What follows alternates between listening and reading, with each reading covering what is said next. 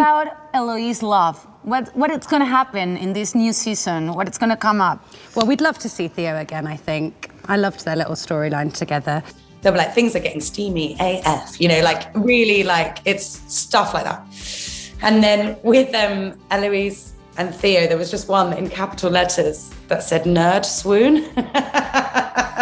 And I loved it so much. It felt so accurate. It's Eloise and Theo, they're young and it's cute and it is like a little nerd swoon. They like reading together and stuff. It's really is adorable.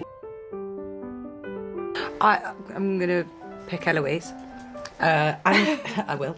I'll do that. I must. And it's season 2 when she first, you know, she's been invited to go to that, you know, rally. All of those people are together talking about like women's rights, and she walks into the room and spots Theo.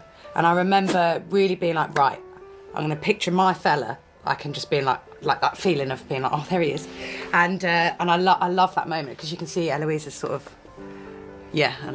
and also it's looking to me being like, pretend it's my partner. But I love that. I love it when she first sees it because it's that sort of giddy feeling you get when you're like, Yeah. It's quiet still. It's cute. Where is Theo? Oh, Callum. Lovely Callum Lynch. We had a lovely time shooting season 2 together. He's a great guy, and I loved Theo as a working class person as well. I love the opportunity to show a different part of society. Where do you hope kind of Eloise goes in part 2? Is she going to get more political within the town? Is she going to... See, that's what I love. But like Claudia and I we were saying to each other, like, I feel like we should kiss. We should at least have one kiss. I think she's found someone that she can have like really good back and forth with. They make fun of each other. They both are exploring different ways of thinking. That's a real attraction. And it's so cute. The three of you, at least the characters you're playing, are in search of a guy, you know, so you have the ideal person that you're looking for that you would think would work well with the series. Oh. Well, I suppose Theo last season was really perfect for Eloise's journey, for her to open her eyes to a different part of society, one that wasn't so in the ton and privileged, and, you know, there were political people fighting. So I think that was really lovely for Eloise. I'm a big fan of Theo, big fan.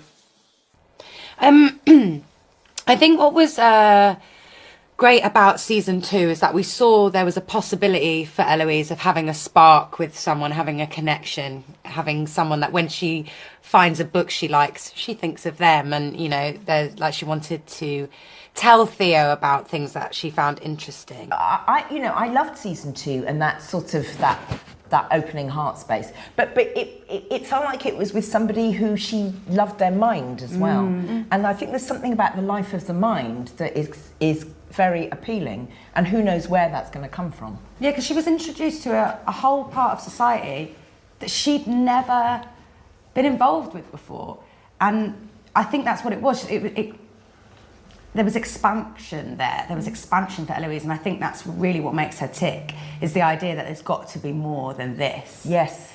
And Eloise wants in. I think what's interesting about their relationship is they're trying to transcend class as well, which I think is a really amazing thing to explore. I love that he sort of says, he's like, oh, okay, cool. This isn't working. You remind me of like other debutantes. I guess the idea of being with me is nice, but the reality isn't. It's not. I think that's really interesting to explore. I'd love to see them together again. Actually, I think it's way more interesting to be like, oh, look at Eloise's version of doing it.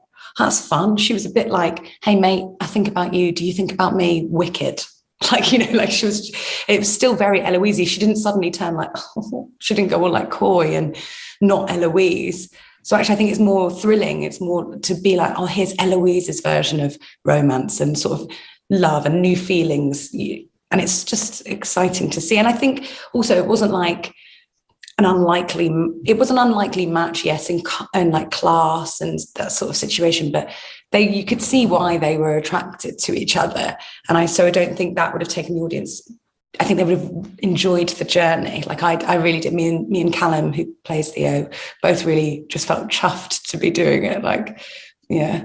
A lot of things, and I just think she wants the freedom to be like, I want to work, I want autonomy. I want my own cash. I don't want all the men in my life to be in charge of it. And I think she'd be happy to do that with someone who could do that with Eloise.